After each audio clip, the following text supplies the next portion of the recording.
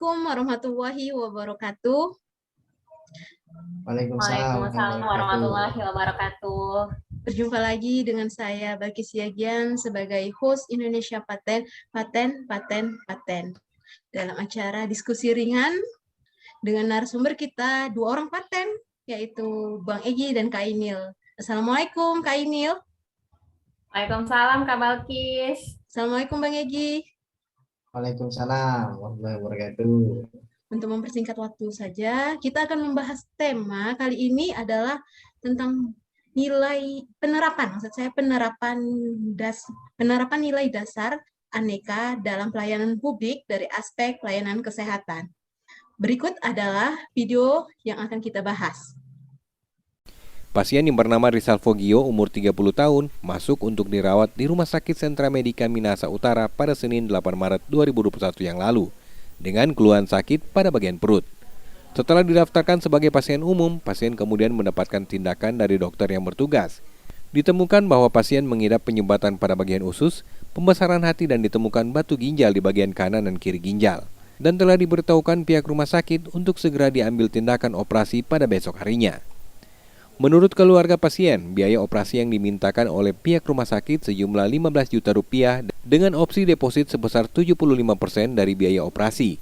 Pasien sendiri sebenarnya adalah peserta BPJS Kesehatan, namun terkendala karena BPJS sudah tidak berlaku. Pihak keluarga kemudian berusaha untuk mengumpulkan dana operasi dan berupaya bernegosiasi dengan pihak rumah sakit dan tidak bisa mendapatkan titik temu.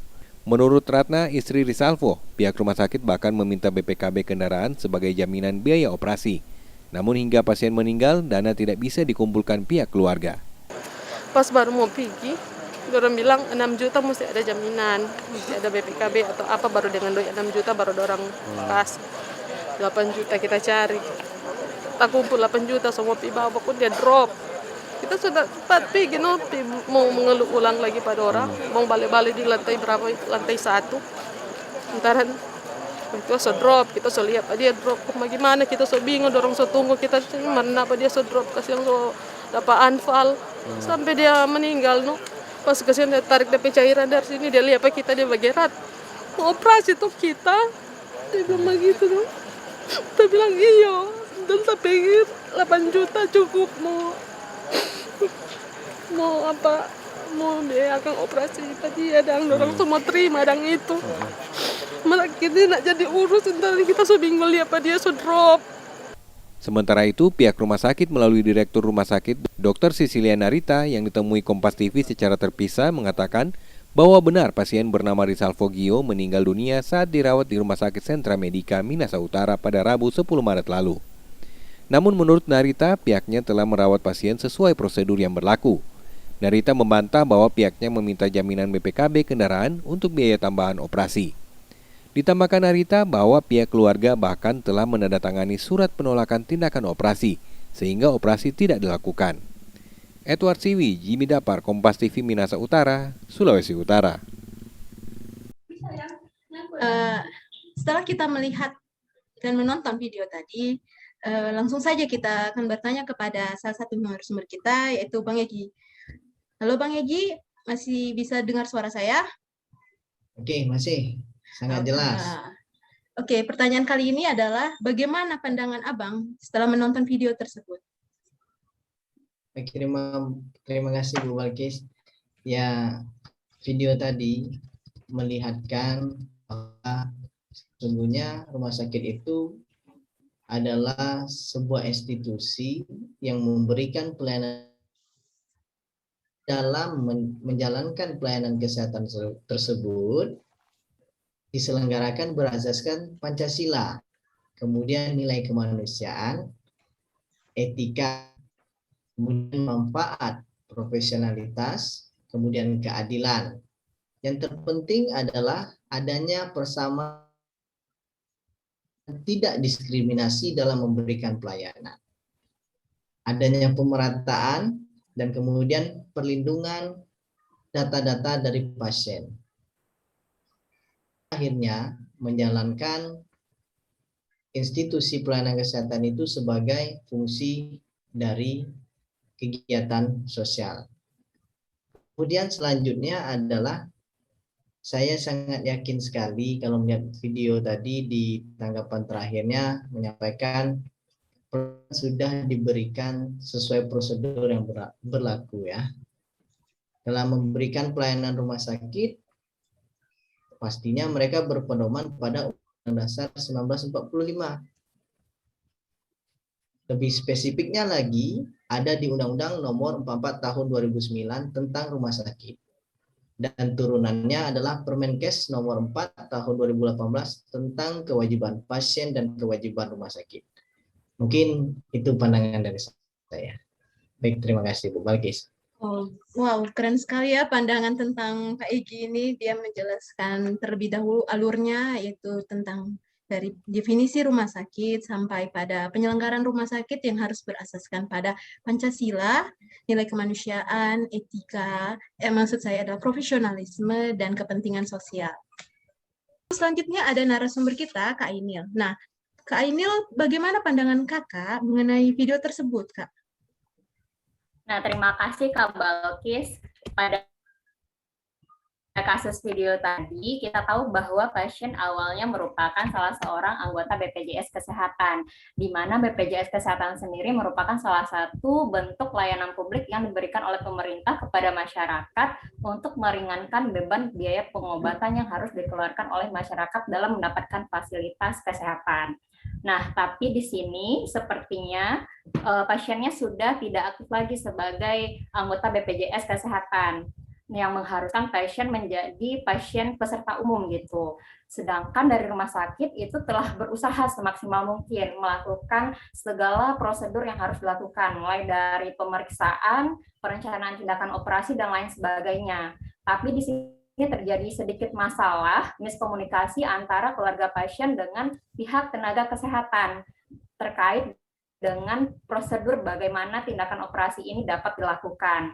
Nah, untuk mencegah hal ini terjadi, inilah yang dituntut kepada kita sebagai ASN yang menjadi pemberi pelayanan publik kepada masyarakat. Untuk itu diharapkan agar tidak terjadi kasus seperti ini, seperti terlambatnya pelayanan kesehatan yang mengakibatkan nyawa pasien sudah tidak tertolong lagi. Kita sebagai ASN, pemberi pelayanan publik kepada masyarakat, diharapkan mampu menerapkan nilai-nilai dasar ASN yang dikenal dengan aneka. Nanti kita akan bahas lebih lanjutnya gitu. Wow, Terima keren. kasih Mbak Balkis. Ya, keren sekali ya pendapatnya Kak Ainil, di mana Kak Ainil berpendapat bahwa pelayanan rumah sakit ini sebagai penyelenggara pelayanan kesehatan yang diberikan oleh negara dan pemerintah, di mana haruslah terlebih dahulu memberikan pelayanan kesehatan. Nah, terus dibilang Kak Ainil tadi disebutkan bahwa kita sebagai ASN harusnya menerapkan prinsip dasar aneka yang nanti akan dibahas ya Mbak Ainil. Baiklah. Ya, nanti kita bahas bareng-bareng Mbak. Oke. Selanjutnya ada pertanyaan ini ya Bang Egy. Menurut Bang Egy ya, sebagai salah satu ASN pula, masih CPNS nih ya Bang Egy, apa Ya, CPNS. Ya, apa yang harus diperhatikan dalam memberikan pelayanan? Oke, baik. Terima kasih Bu Balkis. Pertanyaannya bagus sekali. Tadi Bu ini sudah menyinggung ya tentang aneka ya. Aneka dalam hal ini bukanlah sebuah majalah yang dulu pernah populer ya. Nah, situ ada yang sekarang artis-artisnya juga populer dari majalah tersebut. Akan tetapi aneka ini sebuah penanaman nilai karakter pada pelayan publik, maksud saya, terutama ASN mungkin ya, ataupun kita yang bekerja di pelayanan publik. Aneka ini kalau bisa ditanamkan di dalam diri individu, pada akhirnya akan menciptakan pelayanan publik yang berkualitas. Nah, apa itu aneka? Kan itu penting kita ketahui. Aneka apa sih aneka gitu kan? Ya, aneka ini merupakan singkatan dari 5 nilai yang harus ditanamkan pada individu dalam melakukan pelayanan publik. Yang pertama adalah A, akuntabilitas. N adalah nasionalisme, E etika publik, K adalah komitmen mutu, dan terakhir adalah anti korupsi. Kita perlu tahu dulu nih, di nilai pertama tentang akuntabilitas. Maksudnya apa sih itu ya? Ternyata akuntabilitas itu adalah kewajiban pertanggungjawaban yang harus dicapai. Artinya ada hasilnya, ya kan? Ada hasilnya. Kemudian kita sebagai pelayan masyarakat harus bisa menjamin terwujudnya nilai-nilai publik. Ya. Kemudian kita implementasikan dan kita lihat dari video tersebut, ternyata saya melihat rumah sakit itu sebenarnya telah mengambil pilihan yang tepat untuk memberikan tindakan kepada pasien. Hanya saja ingin memperlakukan secara sama dan adil dan publik sedikit terhambat. Mengapa sedikit terhambat? Karena adanya regulasi tentang administrasi yang harus diselesaikan terlebih dahulu. Tujuannya apa? Untuk menjamin agar jasa pelayanan dapat dibayarkan tepat waktu. Itu administrasi. Indonesia bermasalah dengan pemenuhan administrasi itu. Kemudian dari sisi kepemimpinan, pimpinan rumah sakit sudah menjalankan tindakan sesuai dengan standar operasional prosedur. Ya, dokter melakukan asesmen, muncul hasil diagnosis, kemudian tim menyampaikan transparansi berapa biaya yang diperlukan, apa tindakan yang akan dilakukan. Tentunya hal ini sudah dilaksanakan sesuai dengan Permenkes nomor 4 tahun 2018. Hanya saja dari video tersebut belum memperlihatkan tentang nilai tanggung jawab, nilai adil, nilai berani dan percaya, karena pada akhir di pemberitaan pasien tidak tertolongkan lagi nyawanya karena pihak rumah sakit kekeh dengan aturan pemenuhan administrasi tanpa mengutamakan keselamatan pasien. Nah, selanjutnya ya, saya melihat bahwa adanya nilai-nilai nasionalisme sebenarnya, nilai-nilai nasionalisme yang juga belum diimplementasikan dalam video tersebut. Pihak rumah sakit harusnya bertindak sesuai dengan nilai-nilai nasionalisme berdasarkan Pancasila. Bertindaklah dengan memiliki jiwa besar untuk menyelamatkan nyawa dengan penuh toleransi, dengan kekuatan tolong-menolong. Jika hal tersebut sudah terpenuhi, maka secara alamiah pelayanan publik itu akan berjalan dengan keseimbangan antara pemberi jasa kemudian dengan pengguna jasa, ya. Kemudian apabila sudah muncul masalah pelayanan publik di media digital, artinya kurangnya kepercayaan pengguna jasa kepada penyedia jasa, sehingga putus usaha atau kerja keras untuk kembali menjaga keutuhan bangsa. Artinya jangan sampai pemberitaan itu menjadi sebuah konflik antara pengguna jasa dan penyedia jasa. Wah, sepertinya banyak sekali saya menyampaikan tentang pengguna jasa dan penyedia jasa. Mudah-mudahan bisa dipahami ya Bu Balkis ya. Itu mungkin Pak, dari saya. Nanti disambung oleh Bu Ainil ya, dilengkapi lagi. Terima kasih. Sama-sama Pak. Wah, bagus sekali pendapat Pak Egy dalam memberikan pendapatnya mengenai pelayanan, di mana haruslah menerapkan nilai dasar aneka, yaitu aneka itu akuntabilitas, nasionalisme, dan etika. Nah, pada akuntabilitas itu harusnya ada tanggung jawab mengenai apa yang apa hasilnya ya kan Pak? Lalu kemudian adanya profesionalisme dalam memberikan pelayanan kesehatan, rumah sakit haruslah mementingkan terlebih dahulu maksud saya mementingkan terlebih dahulu jiwa pasien ya, keselamatan pasien daripada hal-hal yang lain. Dan yang dimana kewajiban rumah sakit tersebut diatur dalam regulasinya, yaitu Peraturan Menteri Kesehatan Nomor 4 Tahun 2018. Baiklah. Selanjutnya kita akan bertanya juga kepada narasumber kita, Kak Ainil, dengan pertanyaan yang sama seperti pertanyaan narasumber kita, Bang Egi, yaitu menurut Kakak, apa yang harus diperhatikan dalam memberikan pelayanan kesehatan? Nah, sebelumnya kan Kak Ainil ini adalah seorang CPNS dari Kementerian Kesehatan di instansi rumah sakit ya, Kak? Iya, Kak Balkis, benar. Nah, itu pandangan Kakak gimana ya, Kak? Nah, menyambung yang disampaikan sama Pak Egi tadi, sebenarnya apa yang disampaikan oleh Pak Egi itu udah lengkap ya semuanya, di sana udah ada semua.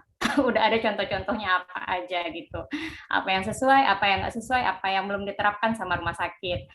Nah, apa sih ini yang harus kita perhatikan dalam memberikan pelayanan?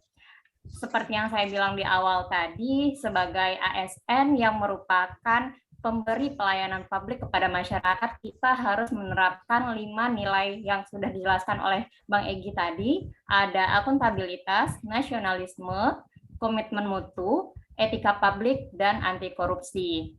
Nah, kalau tadi Bang Egi udah bahas mengenai akuntabilitas sama nasionalisme, mungkin saya akan bahas lebih ke etika publik, komitmen mutu, dan anti korupsi. Tapi tadi sepertinya anti korupsi juga sudah dibahas ya sama Bang Egi, seperti adil, berani, bertanggung jawab, itu semua juga hampir sama kali ya turunan nilainya gitu. Mungkin saya lebih fokus ke bagian etika publik sama komitmen mutu. Nah, untuk etika publik sendiri itu misalnya apa sih yang sebaiknya kita lakukan sebagai pemberi layanan kepada masyarakat. Misalnya itu kalau di rumah sakit dari kasus contoh yang tadi, itu rumah sakit tidak membeda-bedakan, tidak melakukan diskriminasi terhadap pasien. Jadi mau pasiennya orang kaya, mau pasiennya orang miskin, mau pasien satu anggota keluarga nggak background keluarga dari pejabat mana gitu. Jadi kita sebagai pemberi layanan kepada masyarakat tidak boleh membeda-bedakan masyarakat A, B, dan C berdasarkan suku, agama, ras, budaya, latar belakang, segala macam. Nah, ini sudah diterapkan oleh rumah sakit. Rumah sakit sudah melaksanakan apa yang seharusnya dilaksanakan sesuai dengan aturan yang telah ditetapkan. Kemudian untuk etika publik itu ada nilai, etika publik ada 15 nilai. Saya cuma bahas 2 aja kalian mengingat waktu. Yang selanjutnya itu menghargai komunikasi, konsultasi, dan kerjasama.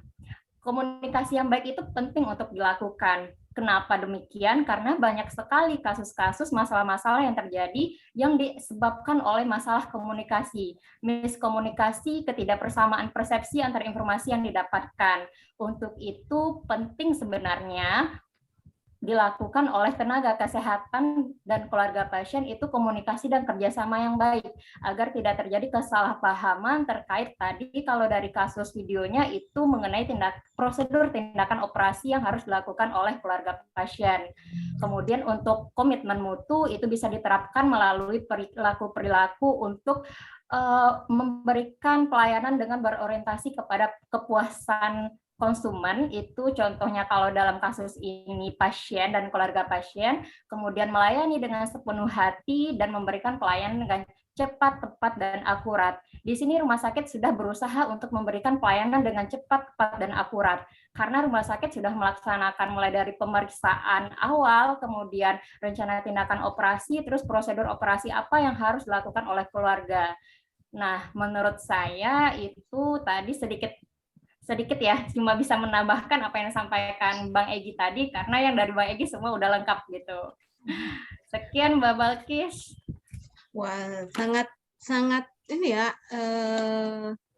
saya sangat terkejut melihat pendapat para narasumber kita kali ini, karena sangat menguasai kali tema kali ini ya.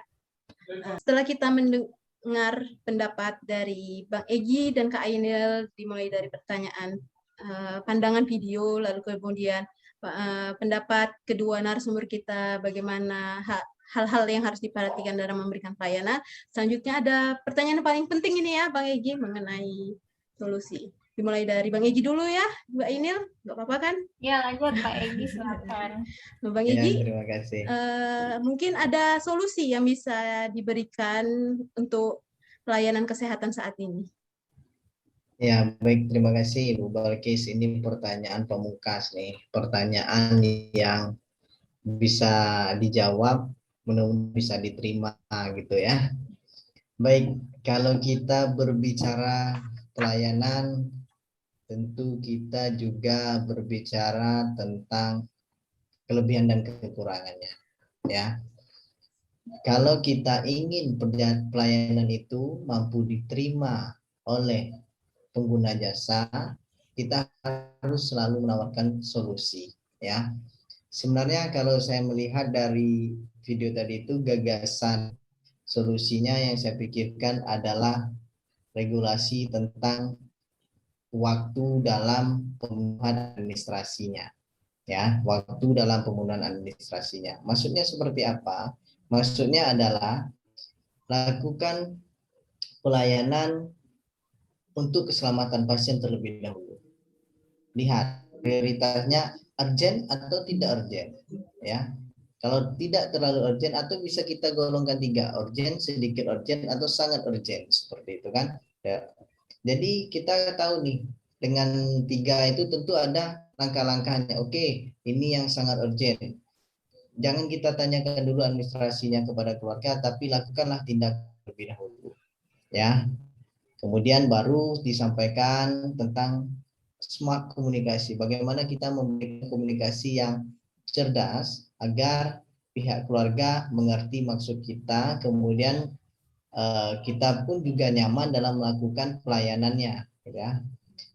Pada akhirnya kalau kita langsung ke teknisnya saja, misalnya gini, yang tadi kasusnya adalah harus dioperasi, kemudian sedangkan dia adalah salah satu peserta BPJS, tetapi kartu BPJS-nya sudah habis masa berlakunya, ya, tidak ada lagi pembayaran atau sudah mati seperti itu. Tapi pada akhirnya sebenarnya masih bisa di BPJS-nya tersebut. Nah, akan tetapi pihak rumah sakit kokoh atau kekeh dengan pendirian mereka bahwa administrasi ini harus terselesaikan terlebih dahulu. Ada kesepakatan yang harus diselesaikan terlebih dahulu tanpa melihat kondisi tersebut, ya. Setelah itu komunikasi disampaikan bahwa oke, Ibu, contohnya saya akan lakukan tindakan operasi kepada keluarga Ibu, tetapi dengan catatan saat setelah operasi, 2 hari setelah operasi misalnya gitu kan, Ibu harus memenuhi syarat administrasi B, C, dan D, ya. Oke Pak, kita akan lakukan. Dan misalnya pasien baru bisa pulang, length of stay-nya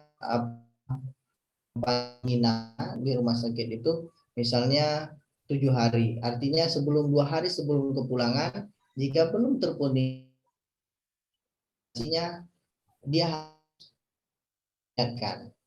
Oke Bu, ini 2 hari lagi pasien akan pulang, silakan dipenuhi administrasinya, ya gitu kan. Kemudian seandainya nanti tidak bisa sampai dia, ya tentu ada konsekuensinya. Konsekuensi itu tentu diatur dan dibuat sesuai dengan perundang-undangan. Apa kewajiban pasien, apa kewajiban pelayan kesehatan, apa hak pasien dan apa hak dari pemberi pelayanan kesehatan. Nah, itu solusi yang ditawarkan. Solusinya adalah utamakan keselamatan pasien, buat regulasi yang tidak memberatkan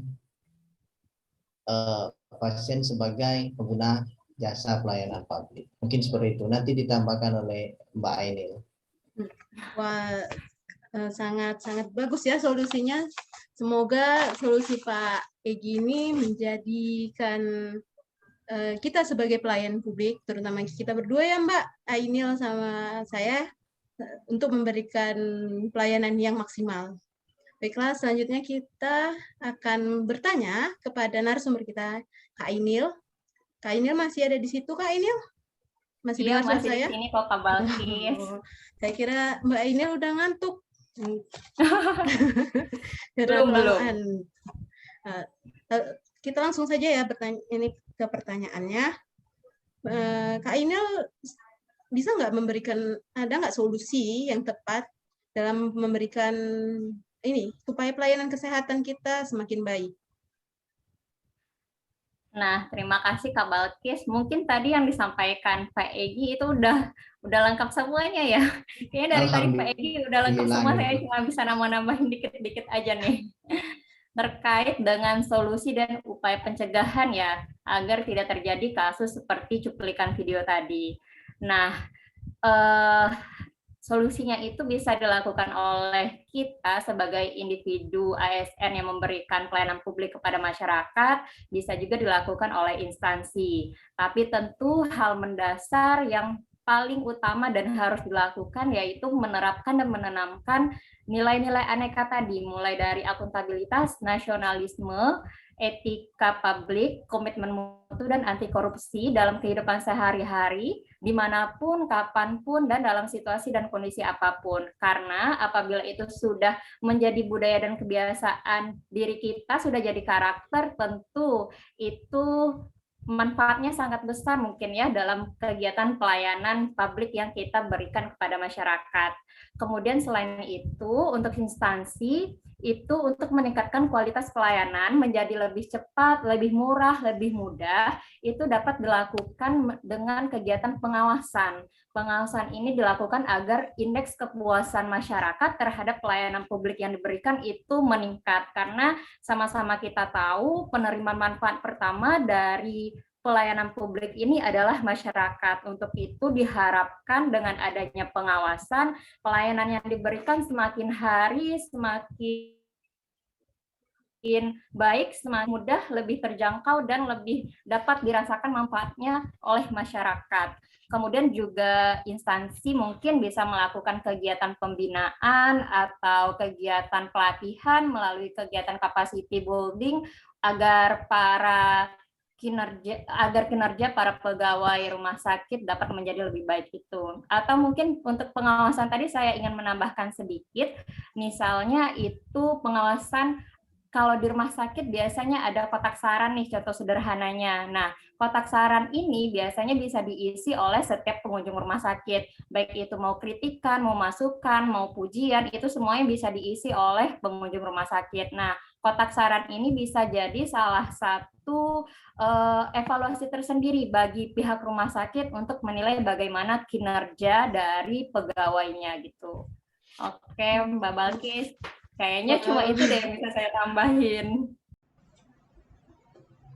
Akhirnya kita setelah sampai di akhir penghujung acara, di mana kesimpulannya kali ini adalah rumah sakit sebagai institusi penyelenggara pelayanan kesehatan hendaknya menerapkan nilai-nilai aneka, akuntabilitas, nasionalisme, etika, komitmen mutu, dan anti korupsi, di mana tercermin dari pelayanan rumah sakit haruslah sesuai dengan prosedur dan standar operasional, lalu kemudian ada tercermin dari pelayanan yang diberikan rumah sakit kepada pasien hendaknya tidak dibeda-bedakan, atau dengan kata lain adalah anti diskriminasi, di mana pelayanan kepada pasien harusnya diberikan sama tanpa melihat bahwa si pasien ini kaya ataupun miskin.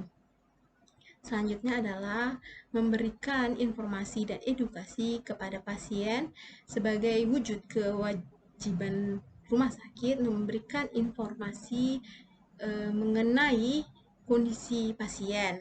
Lalu selanjutnya adalah komitmen mutu, di mana komitmen mutu ini berkaitan dengan kepuasan pasien ataupun kepuasan pelanggan. Nah, apabila puas pelanggannya, maka pelayanan rumah sakit tersebut pun akan semakin baik. Kemudian untuk solusi yang ditawarkan antara lain adalah utamakan keselamatan pasien dalam penyelenggaraan pelayanan kesehatan. Dan selanjutnya membuat regulasi ataupun kebijakan hukum mengenai peningkatan pelayanan mutu. Selanjutnya adalah menerapkan nilai-nilai dasar aneka, akuntabilitas, nasionalisme, etika, komitmen mutu, dan anti korupsi kepada diri sendiri sehingga menjadikan suatu karakter dalam melakukan pelayanan kesehatan adalah melaksanakan atau melakukan kegiatan pembinaan capacity building yang bertujuan untuk agar kinerja pelayanan sebagai pelayanan kesehatan bisa lebih baik